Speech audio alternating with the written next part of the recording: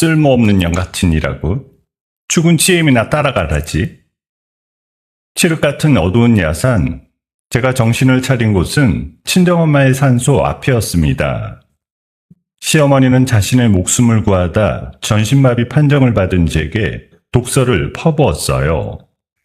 남편 역시 일말의 죄책감도 없는 서늘한 얼굴로 차에 올라탔고 이내 저를 유기한 채로 시댁 식구들은 어둠 속으로 떠나버렸습니다. 그들은 5년 동안 헌신한 저를 짐짝처럼 버리고 축배를 들 생각에 들떠 있었죠. 하지만 그들은 꿈에도 몰랐을 겁니다. 산송장 취급하던 제가 두 다리로 꿋꿋이 일어나 자신들의 화려한 인생을 송두리째 박살낼 거라는 사실을요. 사연 시작 전에 구독 버튼을 눌러주시고 어디서 듣고 계신지 댓글에 남겨주세요. 그곳에 늘 행운이 가득하길 바라겠습니다. 세무사라는 번듯한 직함을 가진 남편과 결혼하던 날, 저는 제가 꽤 괜찮은 인생을 살게 될 거라고 믿었어요. 남들이 부러워할 만한 전문직 남편에 사장님 소리를 듣는 시아버지까지. 그 정도면 고생은 안 하고 살겠거니 생각했죠. 하지만 그 믿음이 산산조각 나는 데는 그리 오랜 시간이 걸리지 않았습니다. 시집살이는 결혼식 다음 날부터 시작됐어요.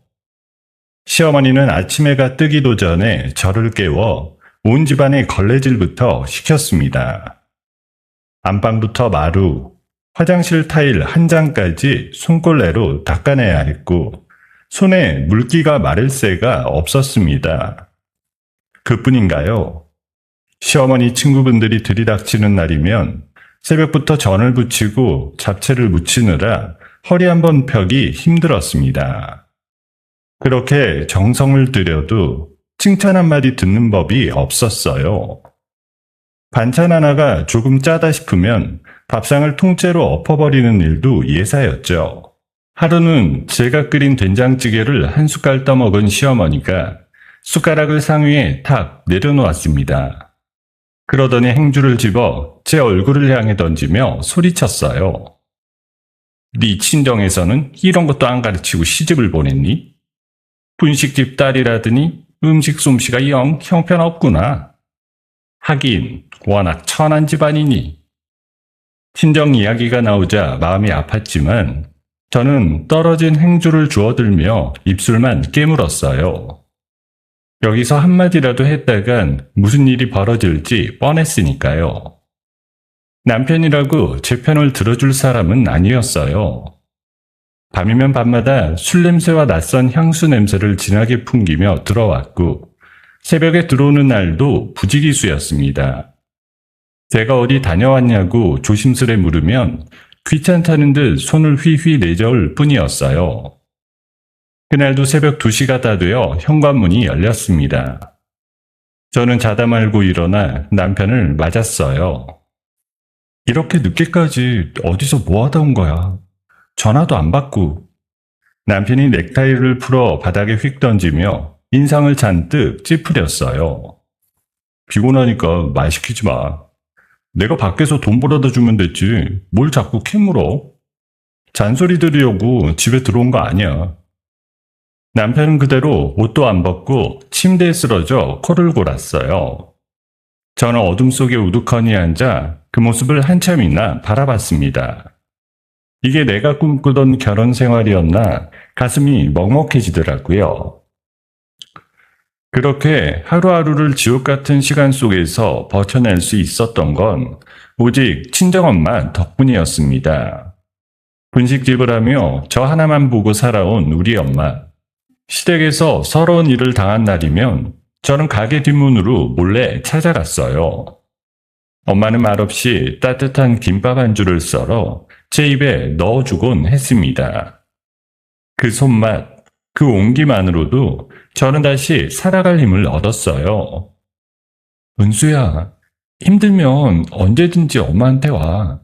세상이 다 너한테 등 돌려도 엄마는 끝까지 네 편이야. 알았지? 엄마는 늘 그렇게 말씀하셨습니다. 그 말이 제겐 세상 그 무엇보다 든든한 울타리였어요.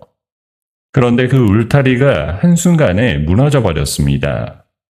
엄마가 췌장암에 걸린 걸 저한테 꽁꽁 숨기고 혼자 앓다가 어느 날 갑자기 세상을 떠나버리신 거예요. 딸 자식 고생시킬까봐, 시집살이하는 딸 마음 무거워질까봐 아픈 내색 한 번 안 하셨던 겁니다. 병원에서 연락을 받고 달려갔을 때는 이미 엄마의 손이 차갑게 식어 있었어요. 저는 그 손을 부여잡고 짐승처럼 울부짖었습니다. 엄마, 왜 말을 안 했어? 왜 아프다고 한마디를 안 했냐고. 나만 두고 어디가? 하지만 엄마는 끝내 대답이 없으셨죠. 저는 엄마의 영정 앞에서 완전히 무너져 내렸습니다. 이 넓은 세상에 저 혼자만 덩그러니 남겨진 기분이었어요. 장례를 치르는 사흘 동안 시댁 식구는 코빼기도 보이지 않았습니다. 사돈이 돌아가셨다는데 조문 한 번을 안 온 거예요. 그게 그 사람들의 본 모습이었죠. 엄마를 발인하고 온 다음 날 슬픔을 추스를 새도 없이 시어머니께 전화가 왔습니다. 자신의 동창 모임이 있을 거니 가게를 예약해두란 거였어요. 시어머니는 평소에도 저를 그렇게 데리고 다니며 수발을 들게 하셨습니다. 그리고 며칠 뒤 시어머니를 모시고 약속 장소에 도착했는데 시어머니 얼굴이 시뻘겋게 달아올라 있었어요. 친정엄마를 보내고 식당 예약을 하던 제 실수가 있었던 겁니다. 예약이 내일 날짜로 잡혀있던 거예요. 시어머니가 사람들이 오가는 길 한복판에서 발을 동동 구르며 언성을 높였습니다. 너 때문에 내 체면이 다 구겨졌잖아. 동창들 앞에서 망실살이 뻗쳤다. 예약을 어떻게 내일로 잡아놓을 수 있어? 저는 억울했지만 침착하게 시어머니를 달래려 했습니다. 어머니, 죄송해요. 친정엄마 돌아가신 지 얼마 안 돼서 제가 정신이 없었나 봐요. 제 말이 채 끝나기도 전이었어요. 뭐가 어째? 네 이미 죽었다고 지금 유세 떠는 거니? 그 순간 시어머니의 손바닥이 사람들이 빤히 쳐다보는 길 한복판에서 제 뺨을 사정없이 후려쳤습니다. 짝 하는 매서운 소리와 함께 제 고개가 옆으로 획 돌아갔어요. 뺨이 얼얼하고 눈앞의 별이 번쩍였습니다. 지나가던 사람들이 걸음을 멈추고 우리를 힐끔거렸지만 시어머니는 부끄러운 기색이라곤 손톱만큼도 없었습니다. 분이 풀리지 않은 시어머니가 씩씩거리며 몸을 획 돌렸어요. 그러고는 신호등이 빨간불인 것도 보지 못한 채 차도로 성큼성큼 걸어 들어갔어요. 바로 그 순간 저는 보았습니다. 거대한 덤프트럭 한 대가 경적도 울리지 못하고 무서운 속도로 시어머니를 향해 달려오고 있는 걸요. 머릿속이 새하얗게 변했습니다. 위험하다는 생각, 그것 하나밖에 떠오르지 않았어요. 미운 사람이든 뭐든 사람이 눈앞에서 죽게 생겼는데 가만히 있을 수가 없었던 겁니다. 저는 본능적으로 몸을 날렸어요. 두 손으로 시어머니의 등을 있는 힘껏 떠밀었습니다. 시어머니의 몸이 도로박 인도 쪽으로 나동그라지는 게 보였어요. 그리고 바로 다음 순간 둔탁하고 거대한 충격이 제 온몸을 통째로 덮쳤습니다. 제 몸이 종이장처럼 허공으로 붕 떠올랐다가 차가운 아스팔트 바닥으로 사정없이 내동댕이 쳐졌어요. 사람들의 비명소리가 물속에서 듣는 것처럼 아득하게 멀어졌고 저는 그대로 정신을 잃고 말았습니다. 다시 눈을 떴을 때 저는 온통 새하얀 천장이 보이는 낯선 방에 누워 있었어요. 코끝으로 소독약 냄새가 진하게 스며들었습니다. 팔에는 주사바늘이 꽂혀 있었고 온몸에 이런저런 줄이 주렁주렁 연결돼 있었죠. 나중에 들으니 저는 응급실에 실려가 여러 차례 큰 수술을 받았다고 했습니다. 그 긴 수술을 다 견디고 나서야 겨우 정신이 돌아온 거였어요. 그런데 이상하게도 제 몸이 제 것 같지가 않았습니다. 손가락 하나 까딱할 수가 없었어요. 발끝에 아무리 힘을 줘봐도 마치 남의 살처럼 꿈쩍도 하지 않았습니다. 저는 덜컥 겁이 났어요. 잠시 후 하얀 가운을 입은 의사가 침통한 얼굴로 제 침대 곁에 다가왔습니다. 한참을 망설이던 의사가 무거운 입을 열었어요. 환자분, 마음 단단히 먹으셔야 됩니다. 사고 충격으로 신경이 크게 다쳤어요. 안타깝지만 지금은 온몸이 마비된 상태입니다. 회복을 장담하기가 어려워요. 의사의 말이 제 귀에 한 글자 한 글자 천천히 박혔습니다. 전신마비라는 그 네 글자가 제 인생을 통째로 집어삼키는 것만 같았어요. 저는 소리조차 제대로 내지 못하고 그저 눈물만 주르륵 흘렸습니다. 미운 시어머니 목숨을 구하려다 제가 이 꼴이 되어버린 거였죠. 세상이 이렇게 불공평할 수가 있나 싶었습니다. 그렇게 며칠을 보내던 어느 날 시어머니가 병실 문을 열고 들어왔습니다. 저는 그래도 한가닥 기대를 품고 시어머니를 바라봤어요. 당신 목숨을 구해줬으니 미안하다는 말 한마디쯤은 하지 않을까 하고요. 하지만 시어머니의 입에서 나온 말은 제 가슴에 비수를 깊숙이 꽂았습니다. 시어머니가 침대 발치에 서서 혀를 끌끌 차며 고개를 절레절레 흔들었어요. 아니, 멀쩡한 애가 어쩌다 차에다 치이고 칠칠치 못하게 그게 무슨 꼴이니? 병원비는 또 얼마나 깨질지. 아휴, 생각만 해도 골치가 다 아프다. 자기 목숨을 구해준 며느리한테 고맙다는 말은커녕 병원비 걱정부터 하는 사람이었습니다. 저는 기가 막혀 말문이 막혔어요. 뒤따라 병실로 들어온 남편의 얼굴에도 짜증만 가득했습니다. 제 얼굴은 제대로 쳐다보지도 않고 병실을 휙 빠져나가 버렸죠. 그게 부부라는 사람이 할 행동인가 싶어 눈물이 핑 돌았습니다. 그날 이후로 시댁 식구들은 약속이라도 한 듯 발길을 뚝 끊어버렸어요. 병실을 찾아오는 사람은 단 한 명도 없었습니다. 안부전화 한 통도 없었어요. 저는 텅 빈 병실에 홀로 누워 하루 종일 천장만 바라봤어요. 손가락 하나 마음대로 못 움직이는 몸뚱이로 철저하게 버림받았다는 끔찍한 외로움을 고스란히 견뎌야 했습니다. 차라리 그때 트럭에 치여 죽는 게 나았을까.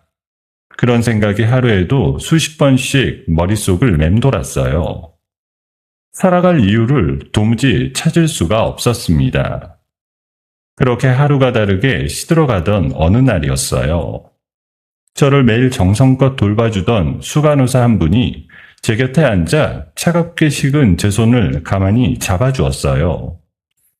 은수 씨, 이렇게 누워서 정말 인생 끝낼 거예요?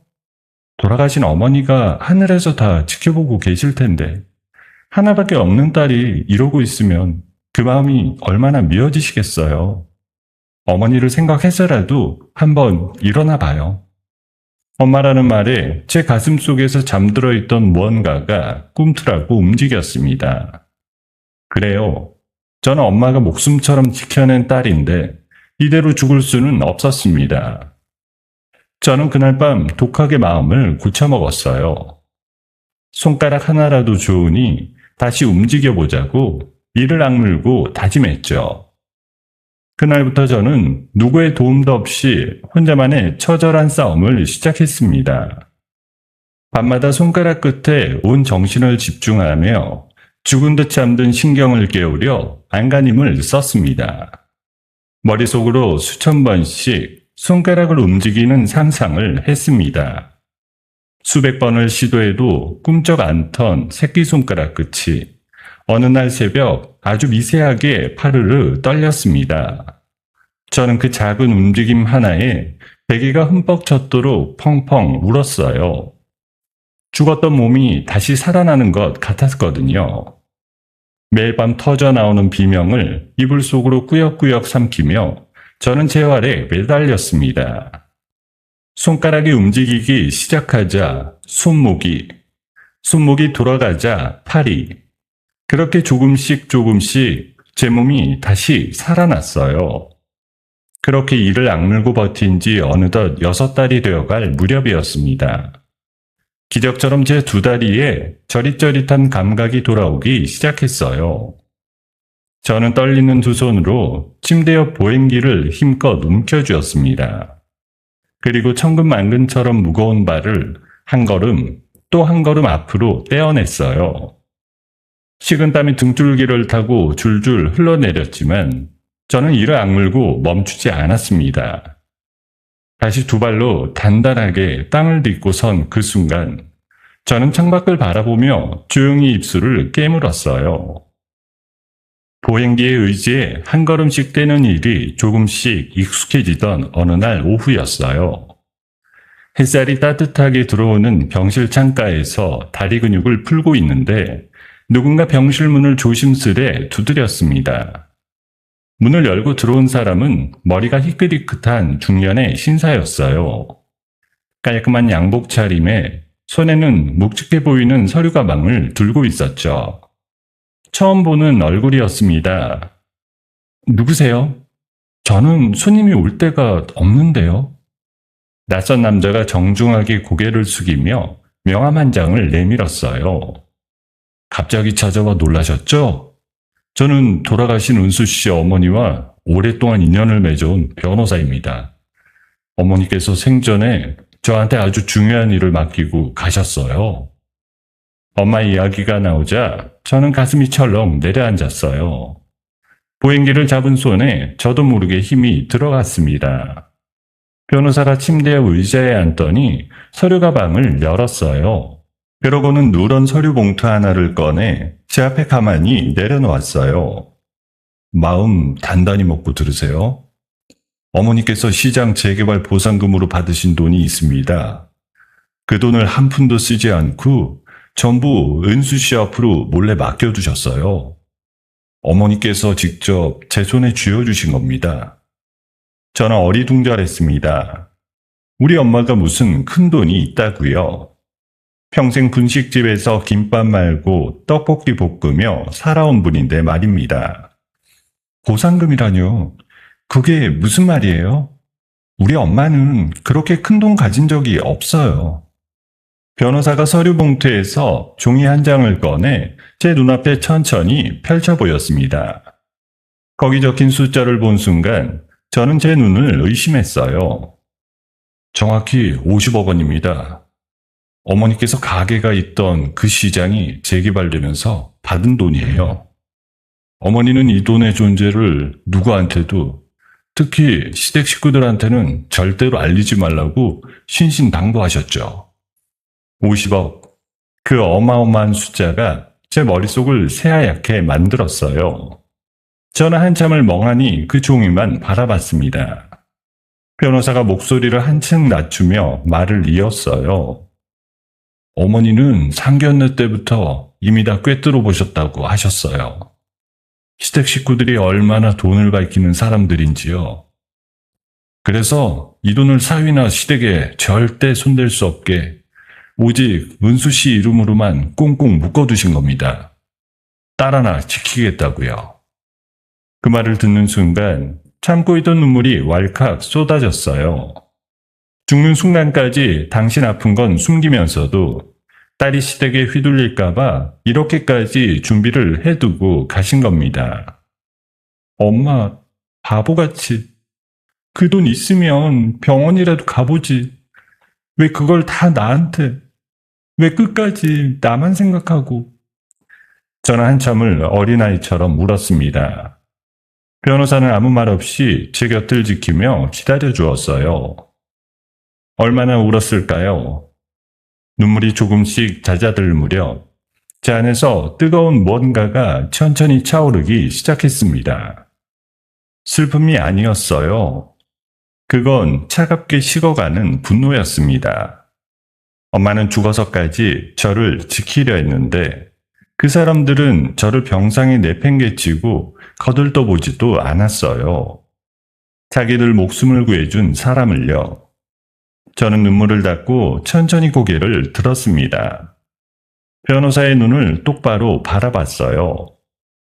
변호사님, 부탁이 하나 있어요. 제가 다시 걷고 있다는 거, 그리고 이 돈에 대한 거, 전부 비밀로 해주세요. 시댁 식구들이 절대 눈치채지 못하게요. 변호사가 제 눈빛을 가만히 살피더니 무슨 결심을 읽은 듯 고개를 끄덕였습니다. 무슨 생각을 하고 계신지 알 것 같습니다. 어머니께서 은수 씨를 끝까지 도와드리라고 하셨으니 저는 무슨 일이든 함께 하겠습니다. 다만 한 가지, 절대 무리한 일은 하지 마세요. 무리한 일이 아니에요. 받은 만큼 돌려주려는 것 뿐입니다. 저를 짓밟고 버린 그 사람들이 어떤 대가를 치르는지 똑똑히 보여줄 거예요. 저는 그날 변호사와 정식으로 계약을 맺었습니다. 그를 저희 대리인이자 앞으로 펼쳐질 모든 일에 든든한 조력자로 삼은 거예요. 보행기에 의지한 환자 하나가 세상에서 가장 강력한 무기를 손에 쥔 순간이었습니다. 그날 이후 변호사는 며칠에 한 번씩 병실을 찾아와 시댁의 사정을 낱낱이 일러주었어요. 흥신소까지 동원해 알아낸 정보들이었죠. 그 내용을 들을수록 저는 헛웃음이 나왔습니다. 시아버지 회사가 겉으로는 멀쩡해 보여도 속은 골물대로 골맞더군요. 무리하게 사업을 키우다가 빚더미에 올라앉았어요. 은행 대출도 한계에 다다랐고요. 그리고 은수 씨 남편 말입니다. 그 사람은 또 무슨 짓을 하고 다녀요? 변호사가 잠시 한숨을 내쉬더니 무거운 표정으로 말을 이었어요. 유흥업소를 드나들며 돈을 흥청망청 쓰다가 결국 사채까지 끌어다 썼더군요. 그것도 아주 위험한 곳에서요. 빚이 눈덩이처럼 불어나고 있는 상황입니다. 저는 조용히 미소를 지었어요. 그들이 돈에 쪼들리고 있다는 사실이 제 복수의 그림을 더없이 선명하게 만들어 주었거든요. 그런데 그 무렵 생각지도 못한 일이 벌어졌습니다. 남편이 친정엄마가 돌아가시면서 생긴 상속세 문제를 알아본다는 핑계로 세무사라는 직업을 이용해 제 이름으로 된 자료들을 몰래 들여다본 거예요. 세무사인 남편은 숫자를 보는 눈이 남달랐죠. 평범한 사람은 그냥 지나쳤을 자금의 흐름에서 남편은 재개발 보상금과 연결된 50억 원의 거대한 돈줄기를 직업적인 촉으로 덜컥 찾아내고 말았습니다. 그날 이후 무려 10달 가까이 코빼기도 보이지 않던 사람들이 갑자기 움직이기 시작했어요. 어느 날 오후 병실 문이 부드럽게 열리더니 시어머니와 남편이 활짝 웃는 얼굴로 들어왔습니다. 손에는 보기에도 비싸 보이는 과일 바구니가 들려 있었죠. 저는 속으로 코웃음을 쳤지만 겉으로는 아무것도 모르는 척 놀란 표정을 지었습니다. 시어머니가 한달음에 달려와 제 손을 덥석 부여잡았어요. 그러더니 눈에서 눈물까지 뚝뚝 흘리는 게 아니겠어요. 아이고, 우리 며느리, 그동안 얼마나 외로웠니? 내가 정신이 없어서 자주 못 왔다. 다 이 시엠이 잘못이야. 지난 일은 다 잊고 우리 이제 잘 지내보자. 응? 불과 얼마 전까지 제 뺨을 후려치고 병원비 걱정만 하던 사람의 입에서 나온 말이었습니다. 저는 속이 뒤집혔지만 꾹 눌러 참았어요. 남편도 옆에서 다정한 척 제 어깨를 주물렀습니다. 연애하던 시절에 그 부드러운 가면을 다시 뒤집어 쓴 거예요. 은수야, 미안해. 내가 그동안 너무 무심했어. 이제부터 내가 평생 네 곁에서 다 수발들게. 우리 다시 시작하자, 응? 저는 그 역겨운 연기를 보면서도 일부러 눈물을 글썽였습니다. 그들이 내미는 손을 못 이기는 척 잡아주었죠. 마음속으로는 칼을 갈면서요. 정말 그렇게 생각해 주는 거야? 나는 다들 나를 버린 줄 알았는데. 고마워. 정말 고마워. 제 반응에 시어머니와 남편의 입꼬리가 슬며시 올라가는 게 보였습니다. 다소가 넘어갔다고 생각하는 모양이었어요. 어리석은 사람들, 누가 누구를 속이고 있는지도 모르고요. 남편은 며칠 뒤부터 제 퇴원을 적극적으로 밀어붙였습니다. 삭막한 병원보다 집에서 편하게 재활하는 게 낫다는 그럴듯한 이유를 댔죠. 사실은 저를 가까이 두고 50억을 노릴 속셈이었지만요. 그래, 당신이 그렇게까지 말해주니 집에서 회복할게. 저는 못 이기는 척 고개를 끄덕였습니다. 그러고는 그들이 정성껏 준비해온 구급차에 휠체어째로 몸을 실었어요. 다리가 멀쩡하다는 사실은 철저히 숨긴 채로요.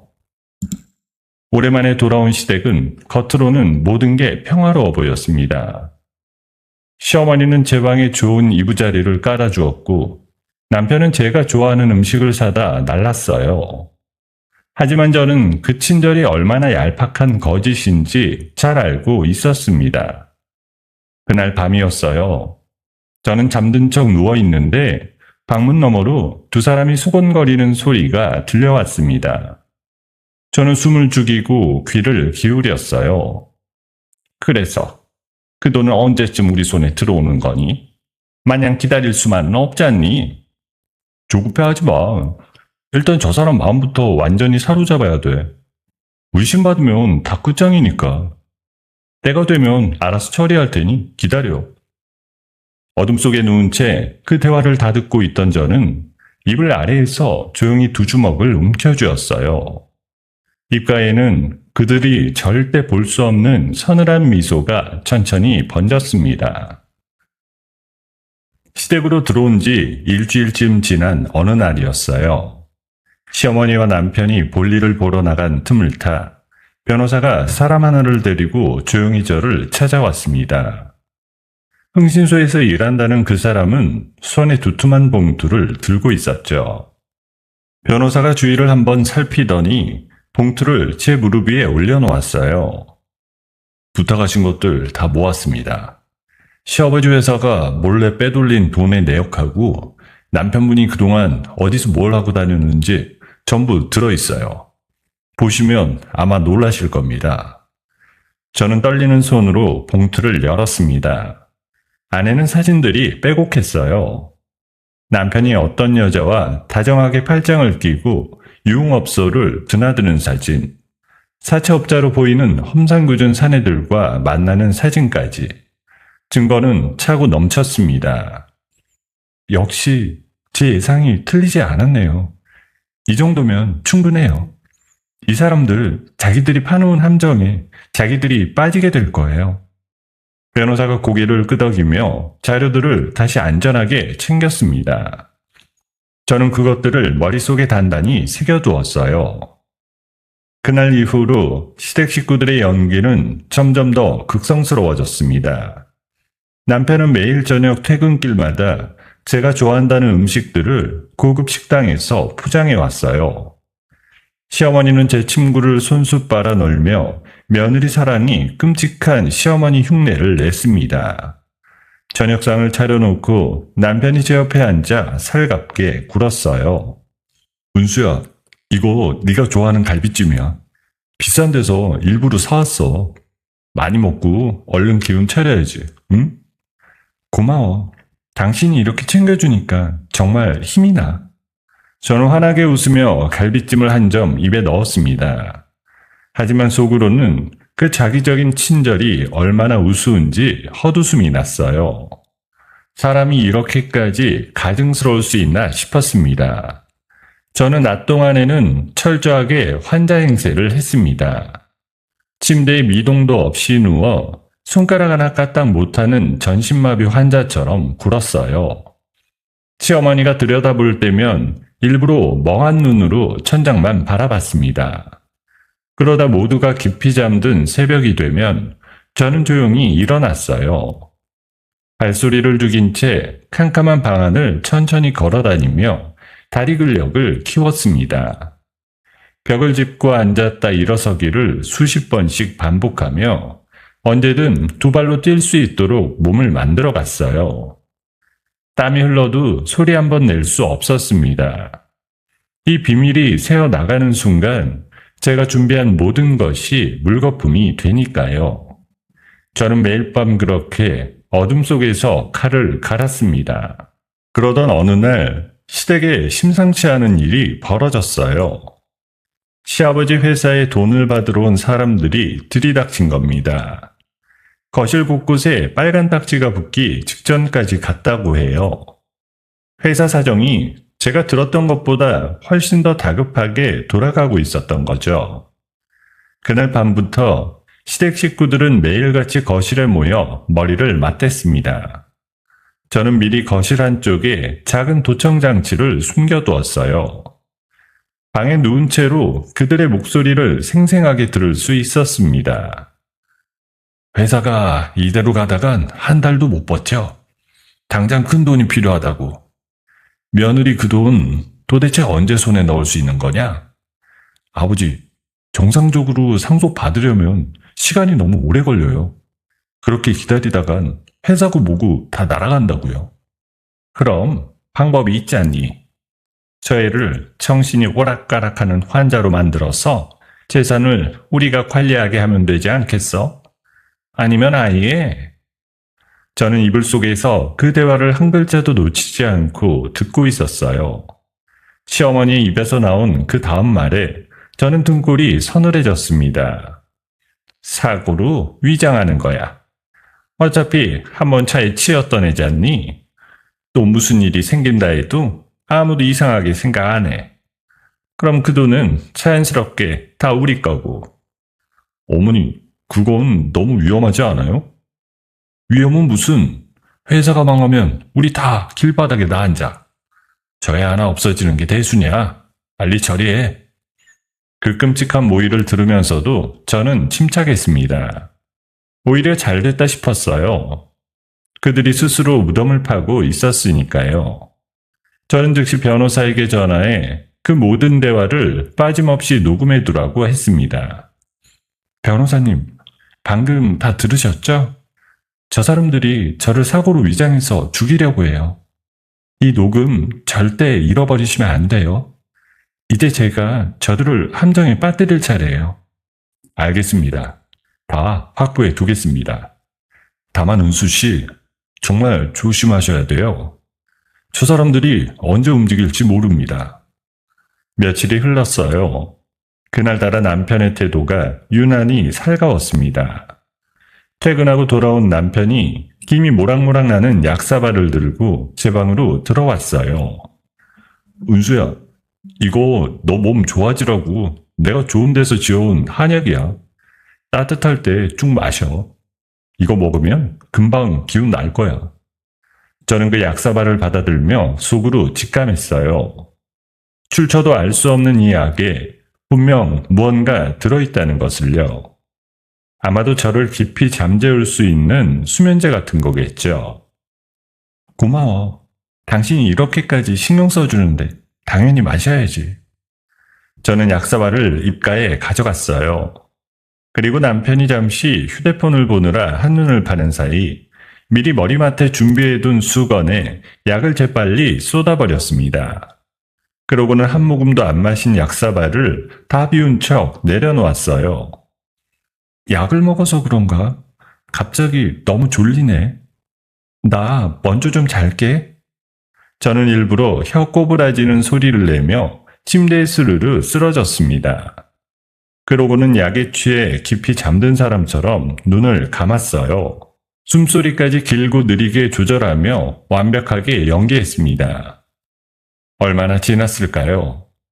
자정이 훌쩍 넘은 시각, 방문이 슬그머니 열리는 소리가 들렸습니다. 남편과 시어머니가 발끝으로 살금살금 들어오는 게 느껴졌어요.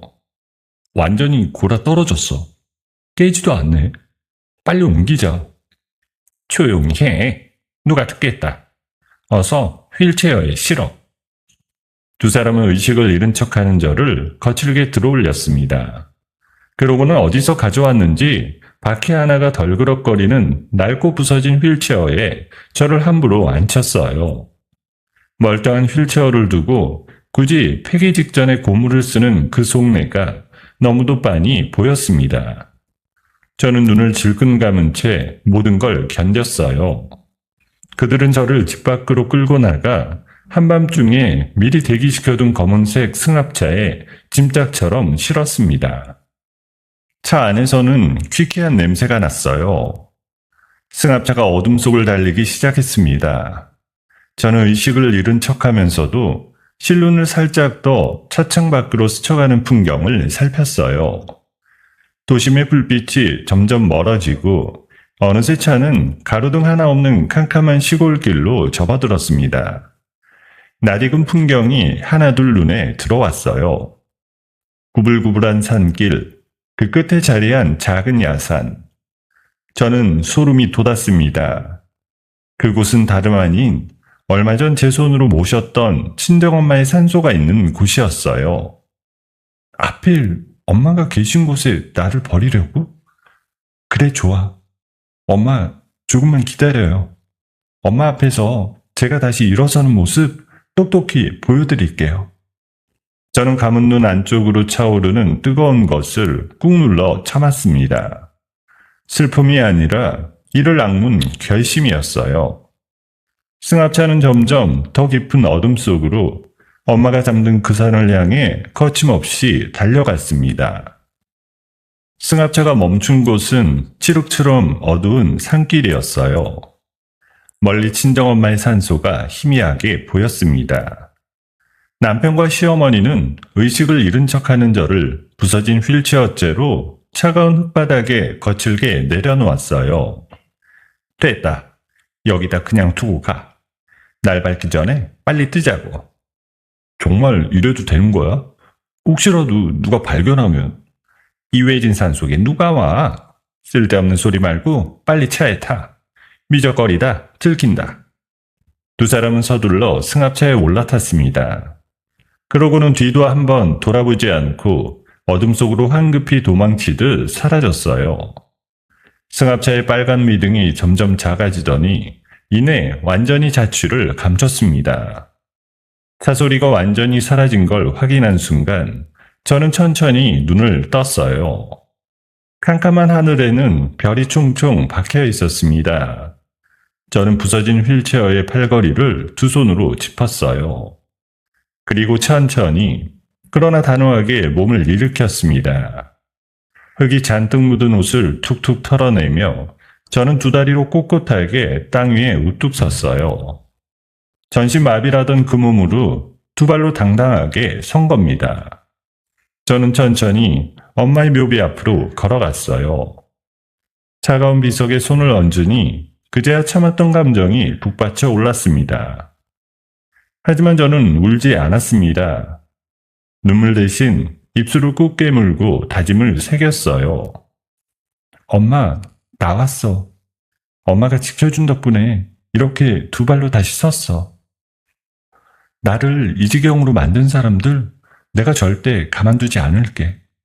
엄마 딸 이제 절대 당하고만 살지 않아. 지켜봐줘. 그때였어요. 산 아래쪽에서 작은 불빛 몇 개가 올라오기 시작했습니다. 미리 연락을 받고 근처에서 대기하고 있던 변호사와 그의 사람들이었어요. 변호사가 두꺼운 담요를 들고 한달음에 달려왔습니다. 은수 씨, 괜찮으십니까? 몸은 어디 다친 데 없어요? 정말 고생 많으셨어요. 괜찮아요. 다 예상했던 일인걸요. 이제 진짜 시작이에요. 가시죠. 변호사가 제 어깨에 담요를 둘러주었습니다. 저는 그 길로 변호사가 미리 서울에 마련해둔 안전한 집으로 조용히 자리를 옮겼어요. 그들이 저를 버린 그 순간부터 사냥꾼과 먹잇감의 자리가 완전히 뒤바뀐 거죠. 안전한 집에 도착한 저는 한숨 돌릴 새도 없이 변호사와 머리를 맞댔습니다.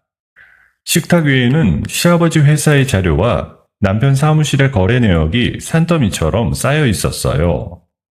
저는 그 종이들을 한 장 한 장 꼼꼼히 살폈습니다. 시아버지 회사는 가장 큰 거래처 한 곳에 완전히 목줄이 잡혀 있네요. 그 거래처가 등을 돌리면 회사는 그날로 무너져요.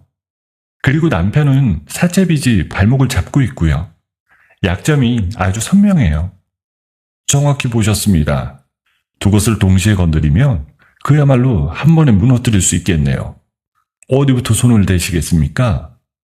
저는 차가운 미소를 지으며 자료 위에 손가락을 올렸습니다. 그들이 저를 어떻게 짓밟았는지 떠올리니 망설일 이유가 하나도 없었어요. 그렇게 밤을 새워 작전을 짜고 맞은 다음날 아침이었어요. 텔레비전을 켜니 뉴스에 낯익은 얼굴이 나오고 있었습니다. 남편과 시어머니가 카메라 앞에서 손수건으로 눈물을 찍어내고 있었어요. 제 아내가 몸도 성치 않은 사람이 갑자기 사라졌어요. 제발 우리 은수 좀 찾아주세요. 우리 며느리 불쌍해서 어떡해. 어디서 무슨 일을 당한 건 아닌지 제발 무사히 돌아오기만 해라. 저는 그 가증스러운 연기를 보며 입꼬리를 차갑게 끌어올렸어요. 자기들 손으로 산에 버려놓고 카메라 앞에서는 애타게 며느리를 찾는 신용이라니. 어디까지 뻔뻔할 수 있는지 그저 헛웃음만 나왔습니다. 연기 한번 잘하네. 그래, 실컷 찾아봐. 너희가 그렇게 애타게 찾는 그 며느리가 너희 숨통을 어떻게 끊는지 꼭 알게 될 테니까. 저는 곧바로 움직였습니다. 변호사를 통해 시아버지 회사가 목줄을 잡힌 그 큰 거래처의 높은 사람에게 은밀히 다가갔습니다. 그러고는 시아버지 회사가 얼마나 속이 굴렀는지, 돈을 어떻게 빼돌렸는지를 낱낱이 정리한 문서를 익명으로 넘겼어요. 거래처에서는 발칵 뒤집혔습니다. 부실한 회사와 거래를 계속할 이유가 없었으니까요. 하나둘 나쁜 계약을 끊겠다는 통보가 시아버지 회사로 날아들기 시작했습니다. 동시에 저는 남편의 사채빚을 쥐고 있는 사람들에게도 손을 썼습니다. 남편이 몰래 빼돌려 숨겨둔 비자금 계좌가 어디 있는지 그 정보를 슬쩍 흘린 거예요. 돈 냄새를 맡은 그들이 가만히 있을 리 없었습니다. 은수 씨, 일이 아주 빠르게 돌아가고 있어요. 시아버지 회사는 거래처들이 줄줄이 등을 돌려서 곧 부도가 날 지경입니다. 남편 사무실에는 사채업자들이 들이닥쳐서 아주 난리가 났다고 해요. 좋아요. 발등에 불이 떨어졌으니 이제 정신없이 허둥댈 거예요. 그렇게 자기들 코가 석자가 되도록 만들어놔야 마지막 한 방이 제대로 먹히니까요. 시아버지 회사는 납품 계약이 줄줄이 깨지면서 연쇄 부도 위기에 몰렸습니다. 남편은 빚쟁이들에게 쫓겨다니느라 회사에 출근할 정신조차 없었어요. 그들의 세상이 안에서부터 와르르 무너져 내리고 있었습니다. 그들이 사라진 며느리의 50억을 찾겠다고 눈에 불을 켜고 헤매는 동안 저는 조용히 마지막 무대를 준비했어요. 거울 앞에 선 저는 빈틈없이 다려진 정장으로 갈아입었습니다. 또각또각 날카로운 구두 소리가 방 안에 울렸어요. 거울 속에는 더 이상 병상에 누워 버림받던 며느리가 아니라 그들의 숨통을 끊으러 갈 한 사람이 서 있었습니다. 저는 거울 속 제 눈을 똑바로 바라보며 차갑게 미소 지었어요. 시아버지 회사가 창립한 지 30년이 되는 날이었습니다. 회사 사정이 그렇게 엉망인데도 시댁 식구들은 그걸 감추려고 최고급 호텔 연회장을 통째로 빌렸습니다. 휘황찬란한 샹들리에 아래 수백 명의 손님이 모여 잔을 부딪히고 있었어요. 그 허세 가득한 풍경이 무대 단상 위로 환하게 비쳤습니다. 저는 연회장 밖 복도에 서서 그 광경을 지켜봤어요. 곧 무너질 것들이 마지막 발악을 하는 것 같아 헛웃음이 났습니다. 파티가 한창 무르익자 시아버지가 단상에 올라 마이크를 잡았어요. 거짓으로 잔뜩 부풀린 장밋빛 미래를 늘어놓으려는 참이었어요. 우리 회사는 앞으로 더욱 크게 도약할 겁니다. 여러분, 조금만 더 믿고 기다려주시면. 바로 그 순간이었어요. 연회장의 육중한 문이 쾅 소리를 내며 활짝 열렸습니다. 모든 사람의 시선이 일제히 문 쪽으로 쏠렸어요. 또각또각 하이힐 소리가 또렷하게 울려 퍼졌습니다. 실종된 줄로만 알았던 제가 새빨간 드레스를 차려입고 당당한 걸음으로 단상을 향해 걸어 들어갔어요. 두 다리로 꼿꼿하게 그 누구의 부축도 없었습니다. 순식간에 연회장은 찬물을 끼얹은 듯 조용해졌어요. 단상 위의 시아버지는 입을 떡 벌린 채 굳어버렸습니다. 저를 발견한 시어머니가 유령이라도 본 듯 새파랗게 질려 뒷걸음질 쳤습니다. 네가 어떻게 여기? 분명히... 저는 시어머니 말을 끊고 또박또박 걸어가 단상 중앙에 마이크를 손에 쥐었어요. 사색이 된 남편은 그대로 의자에 주저앉아 버렸습니다. 다들 놀라셨나 봐요. 죽은 줄 알았던 사람이 멀쩡하게 걸어 들어와서요. 마침 잘 됐네요. 여기 계신 분들께 꼭 보여드리고 싶은 게 있거든요. 저는 단상 옆 커다란 화면을 가리켰습니다. 변호사가 미리 준비해둔 영상이 흘러나오기 시작했어요. 그 캄캄한 밤, 남편과 시어머니가 의식 없는 저를 부서진 휠체어에 싣고 승합차에 옮기는 장면이 적나라하게 펼쳐졌어요. 화면 속에는 차량 블랙박스에 찍힌 그날의 모든 것이 담겨 있었습니다. 친정 엄마의 산소 앞에 저를 짐짝처럼 버리고 도망치는 두 사람의 모습까지요. 연회장 곳곳에서 사람들의 탄식이 터져나왔습니다. 세상에, 저게 사람이 할 짓이야? 며느리를 산에다 버렸다는 거잖아. 영상이 끝나자 이번엔 변호사가 단상으로 올라왔어요. 그러고는 사람들 앞에서 또렷한 목소리로 선언했습니다. 여러분, 똑똑히 들으세요. 이분 명의로 된 50억 원은 단 한 푼도 시댁으로 넘어가지 않았습니다. 그리고 그 돈으로 바로 이 회사에 빚을 가장 많이 진 첫 번째 채권자 자리를 이미 사들였습니다. 그 말이 떨어지기 무섭게 연회장은 발칵 뒤집혔어요. 파티에 초대받았던 은행 사람들과 투자자들이 자리를 박차고 일어섰습니다. 회사가 이 지경인 걸 숨기고 우리 돈을 받아 챙겼다는 거 아니야? 당장 투자금 회수해. 대출 연장은 없던 일로 합시다. 이런 회사에 어떻게 돈을 더 빌려줘요? 여기저기서 돈을 빼겠다는 고함이 터져나왔습니다. 화려하던 연회장은 순식간에 아수라장이 되어버렸어요. 단상 위의 시아버지는 그 충격을 이기지 못하고 뒷목을 부여잡으며 그대로 풀썩 쓰러졌습니다. 안 돼. 내 회사가. 웅성거리는 사람들 사이로 구급대원들이 들것을 들고 달려왔어요. 시아버지는 들것에 실려 황급히 연회장 밖으로 옮겨졌습니다. 이 아수라장 속에서 시어머니가 제 발치로 기어와 바지가랑이를 부여잡았어요. 그렇게 아나무인이던 사람이 수백 명이 보는 앞에서 처참하게 무릎을 꿇은 겁니다. 은수야, 아니 며느라, 내가 잘못했다. 내가 미쳤었나 봐. 제발 딱 한 번만 살려다오. 응? 이렇게 빌게. 저는 제 다리를 붙잡고 늘어지는 시어머니의 손을 차갑게 내려다봤습니다. 제 뺨을 후려치던 그 손, 저를 산에다 버리던 그 손이었어요. 저는 미련 없이 그 손을 탁 쳐냈습니다. 제가 병상에서 죽어갈 때 어머니는 저한테 손 한번 내밀어 준 적 있으세요? 없잖아요. 그러니까 저도 그쪽 손 잡아드릴 생각 없습니다. 그때 사람들 틈에서 한 여자와 함께 슬그머니 빠져나가려는 남편의 모습이 눈에 들어왔습니다. 사진에서 봤던 바로 그 내연녀였어요. 이 와중에 정부까지 데리고 파티에 온 거였습니다. 저는 성큼성큼 남편에게 걸어갔어요.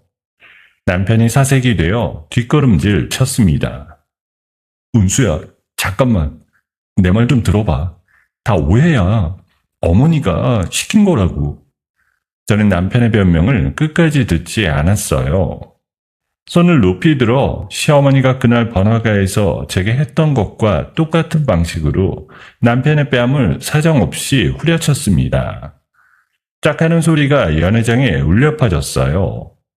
남편이 휘청거리며 한 손으로 뺨을 감쌌습니다. 이건 그날 번화가에서 어머니한테 맞은 거. 그대로 돌려주는 거야. 어때? 아프지? 내가 그동안 얼마나 아팠는지 이제 조금은 알겠어? 저는 더 이상 그들을 쳐다보지 않았습니다.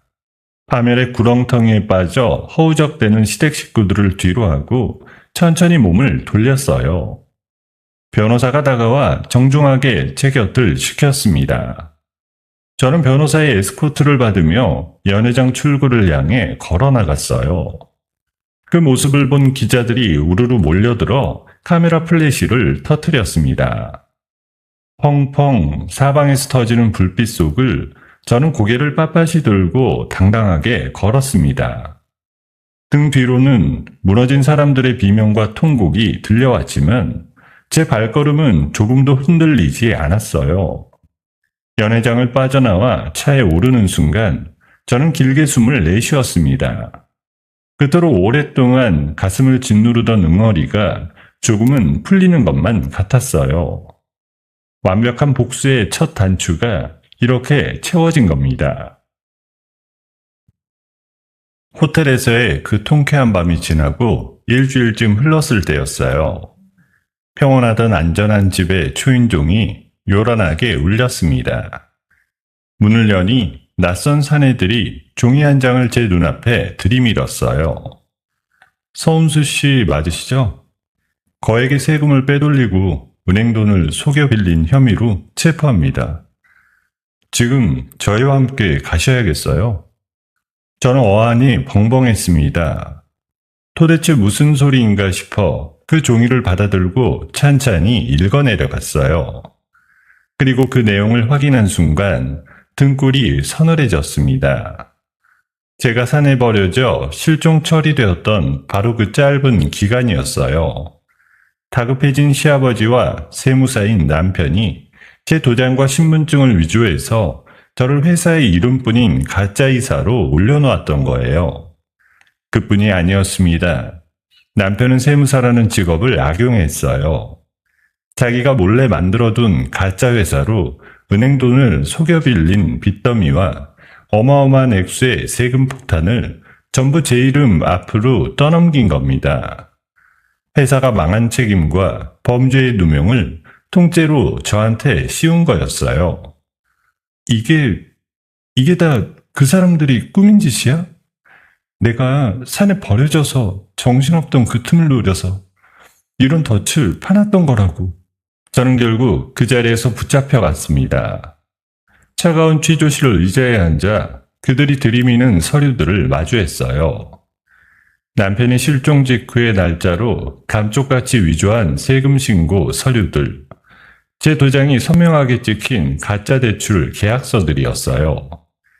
저는 그 주도 면밀함에 혀를 내둘렀습니다.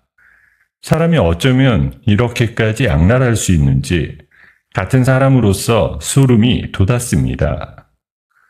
여기 증거가 이렇게 명백한데 무슨 변명을 하시려고요?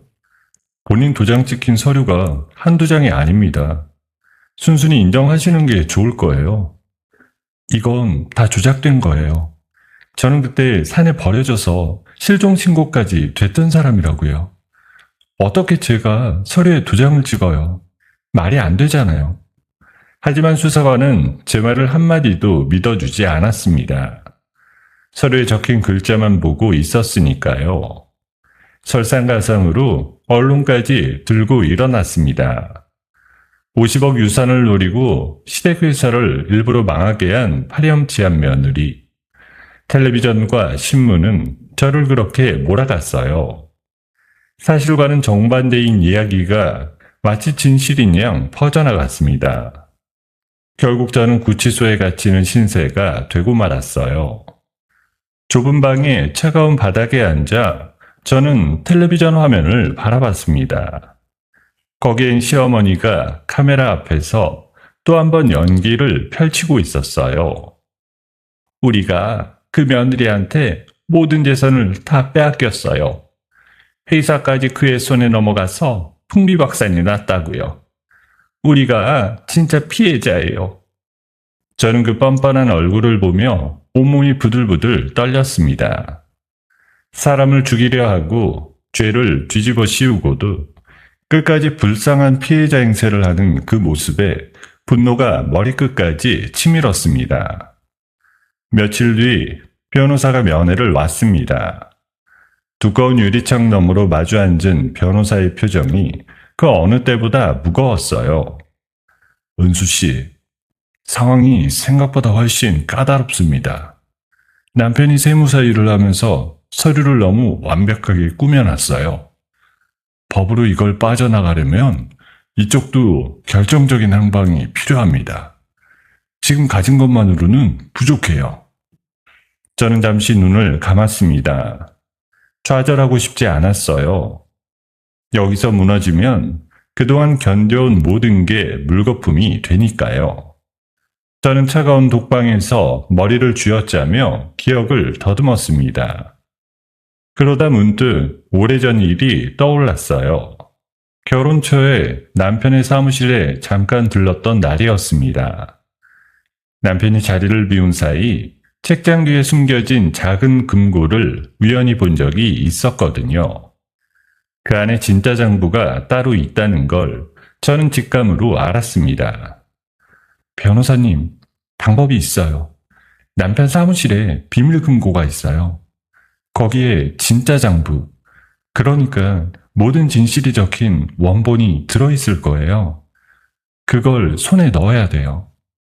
그걸 어떻게 빼냅니까? 남편이 그렇게 중요한 걸 순순히 내줄 리가 없잖아요.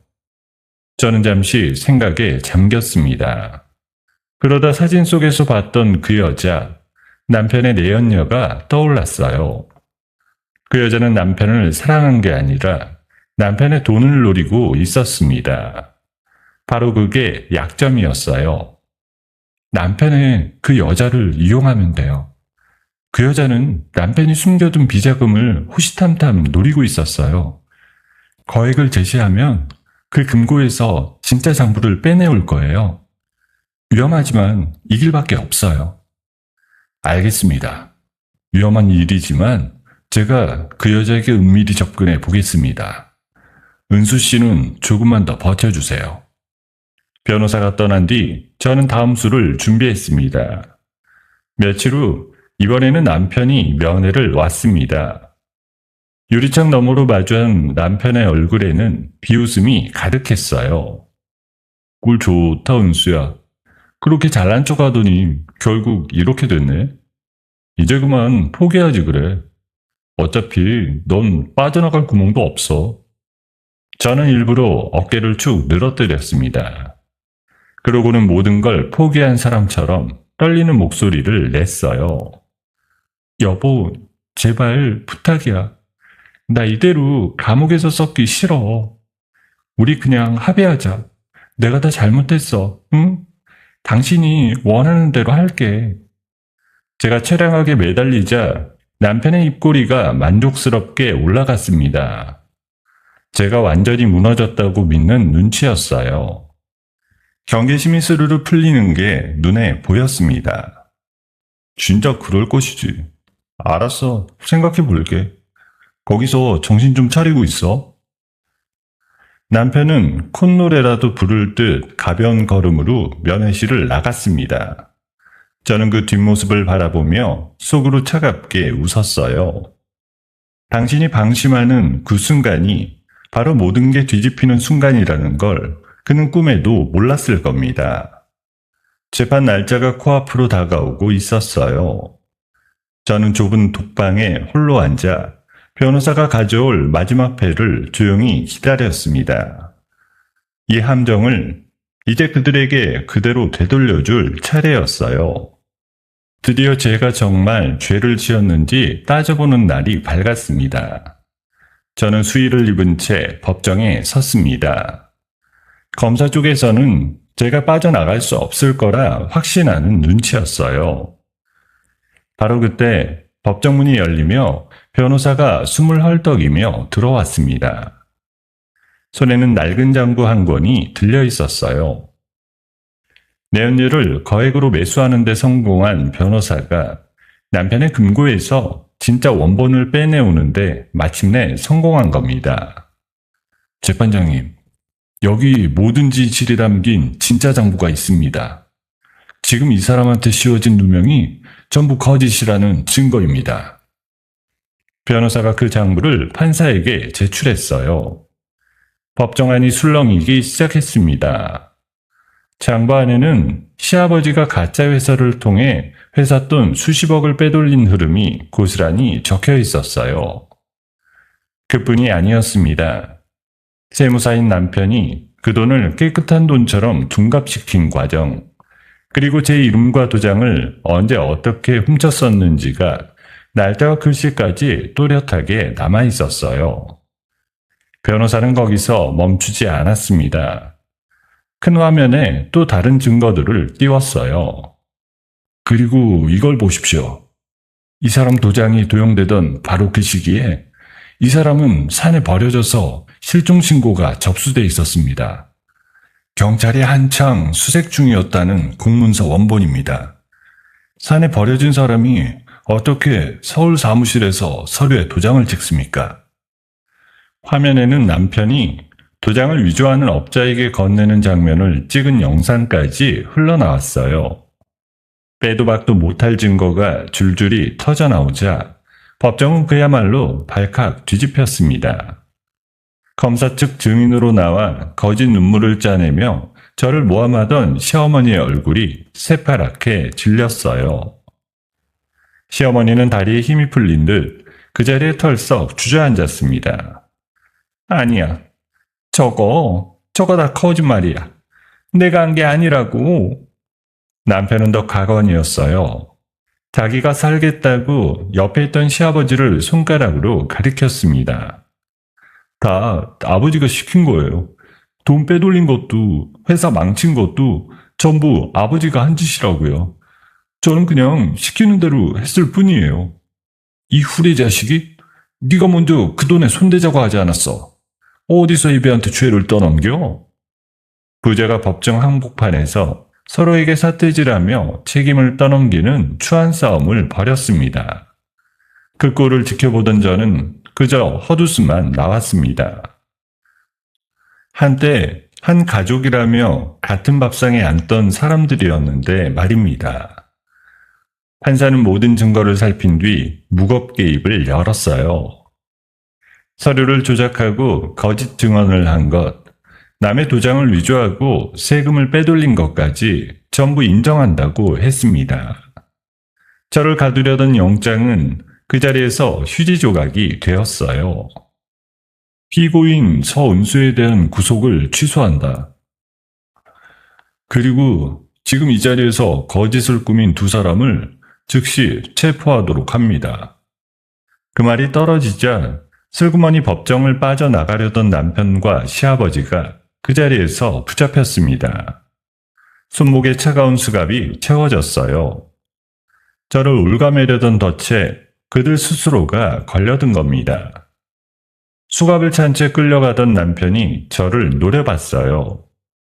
저는 그 눈을 피하지 않고 오히려 그가 저한테 보여주던 그 위선적인 미소를 똑같이 돌려줬습니다. 어때? 이 기분?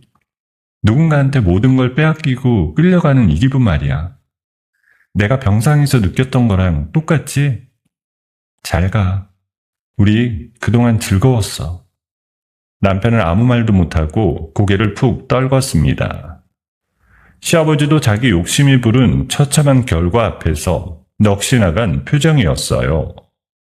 저는 법정을 나서자마자 미리 대기시켜둔 사람들과 함께 곧장 시댁본가로 향했습니다. 빚더미에 올라앉은 그 집의 살림에 압류 절차를 직접 지휘하기 위해서였어요. 집 안으로 들어서니 시어머니가 한 발 앞서 도착해 발을 동동 구르고 있었습니다. 사람들이 시어머니 명품 가방과 보석함에 하나둘 빨간 딱지를 붙이기 시작했어요. 안 돼. 이건 내 거야. 손대지 마. 이거 다 얼마짜린데. 내 보석, 내 가방. 안 된다고. 시어머니는 바닥을 대굴대굴 구르며 악을 썼습니다. 평생 며느리 위에 군림하며 갑질을 일삼던 사람이 미친 사람처럼 바닥을 기는 모습이었어요. 하지만 집행하는 사람들은 눈 하나 깜짝하지 않고 시어머니를 집 밖으로 끌어냈습니다. 저는 그 광경을 문 앞에 서서 끝까지 지켜봤어요. 저를 파출부처럼 부리고 뺨을 때리고 끝내 산에 버리려 했던 사람들이었어요. 그들이 이렇게 철저하게 무너지는 걸 두 눈으로 똑똑히 보고 있으니 그제야 가슴 한구석이 뻥 뚫리는 것만 같았습니다. 엄마, 봤지? 나를 짓밟던 사람들 이렇게 다 무너졌어. 엄마가 남겨준 힘으로 내가 다 이겨냈어. 저는 텅 빈 시댁 거실을 천천히 둘러봤어요. 그토록 무겁게 저를 짓누르던 시댁이라는 족쇄가 마침내 산산조각나 부서지는 게 느껴졌습니다. 저는 비로소 길고 긴 어둠의 터널을 빠져나온 기분이었어요. 창밖으로는 모처럼 맑은 햇살이 비쳐들고 있었습니다. 저는 그 빛을 향해 천천히 발걸음을 옮겼어요. 그 모든 일이 있고 1년이 흘렀습니다. 시아버지와 남편은 결국 법의 심판을 받았습니다. 회사 돈을 빼돌리고 저를 죽이려 한 일까지 모두 죄가 인정되어서 시아버지는 15년, 남편은 10년이라는 긴 세월을 감옥에서 보내게 되었습니다. 평생 남편과 아들이 벌어다주는 돈으로 호강하며 며느리한테 갑질만 일삼던 시어머니는 가진 재산을 모조리 빼앗겼습니다. 의지할 곳 하나 없이 길바닥에 앉은 시어머니는 이제 좁은 쪽방을 전전하며 무료 급식소에서 끼니를 때우는 신세가 되었어요. 어느 날 저는 남편이 갇혀있는 교도소를 찾아갔습니다. 투명한 유리벽을 사이에 두고 죄수복을 입은 남편과 마주 앉았어요. 1년 만에 본 남편의 얼굴은 헬스크하게 야위어 있었습니다. 이게 다 너 때문이야. 네가 우리 집을 다 망쳐놨어. 너만 아니었으면. 아직도 그러네. 끝까지 남 탓이야. 당신들이 나를 산에 버리지만 않았어도 이런 날은 오지 않았을 텐데. 저는 가방에서 서류 한 장을 꺼내 유리벽에 천천히 붙였습니다. 남편의 눈이 그 종이를 따라 움직였어요. 그건 우리 두 사람의 인연을 완전히 끝내는 깨끗하게 정리된 이혼 판결문이었습니다. 이제 나는 당신 아내가 아니야. 법적으로도 완전히 남이 됐어. 그동안 당신과 함께 살아온 시간들 오늘부로 다 지울게. 잘 지내. 남편이 유리벽을 두드리며 살기 어린 욕설을 퍼부었지만 저는 조금도 흔들리지 않았습니다. 오히려 한결 가벼워진 마음으로 자리에서 일어나 뒤도 돌아보지 않고 면회실을 나왔습니다.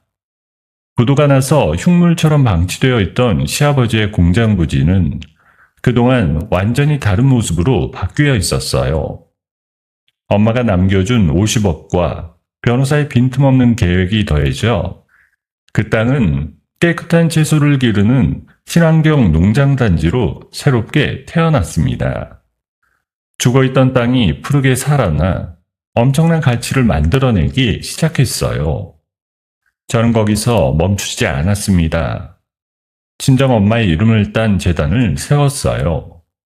그러고는 과거의 저처럼 집안에서 매를 맞고 핍박받으며 혼자 일어서기를 준비하는 여성들을 위한 보금자리를 마련했습니다.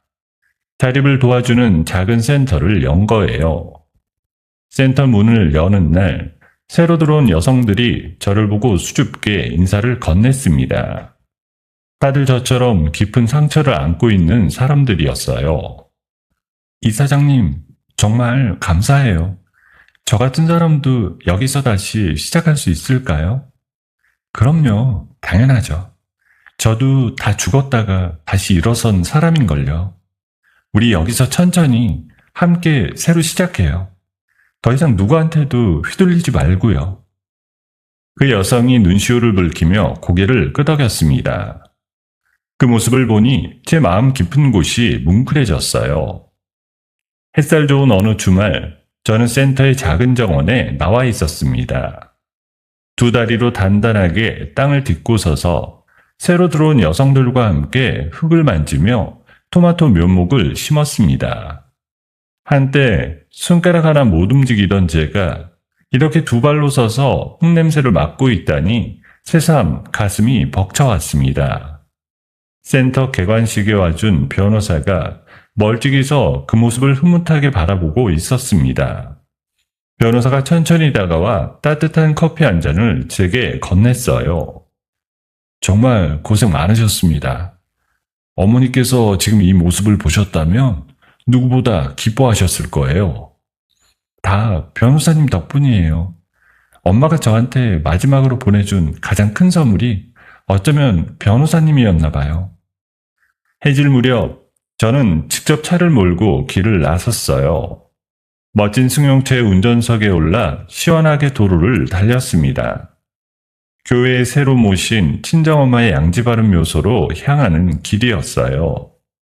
넓고 따뜻한 햇살이 내려앉은 엄마의 묘비 앞에 저는 가만히 서 있었습니다. 나를 버렸던 그 부서진 휠체어의 기억, 차가운 산속에 내동댕이 쳐졌던 그 밤의 기억을 저는 이제 영원히 땅에 묻기로 했어요. 엄마, 나 이제 진짜 괜찮아. 엄마가 남겨준 사랑 덕분에 내 인생을 완전히 되찾았어. 이제 누구의 아내도 누구의 며느리도 아닌 그냥 나로 살 거야. 엄마 딸 서은우로.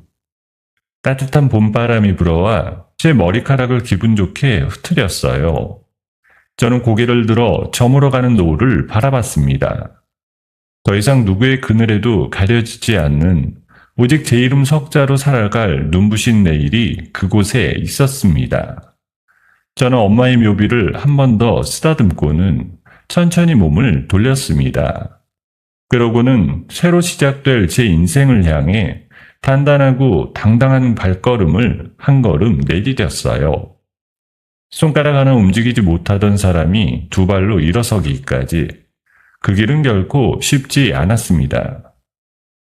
가장 가까워야 할 가족에게 버림받고 죽음의 문턱까지 내몰렸지만 은수는 끝내 무릎 꿇지 않았습니다. 은수를 다시 일으켜 세운 건 화려한 복수도 50억이라는 돈도 아니었어요. 죽는 순간까지 딸만을 생각했던 어머니의 그 깊은 사랑이었습니다. 세상이 다 등을 돌려도 끝까지 내 편이 되어주는 단 한 사람. 그 사랑의 힘이 한 사람의 무너진 인생을 온전히 되돌려 놓은 겁니다. 살다 보면 우리에게도 견디기 힘든 어둠이 찾아올 때가 있습니다. 하지만 은수가 그랬듯이 그 어둠 속에서도 포기하지 않고 한 걸음만 더 내디딘다면 반드시 다시 햇살이 비치는 날이 올 겁니다.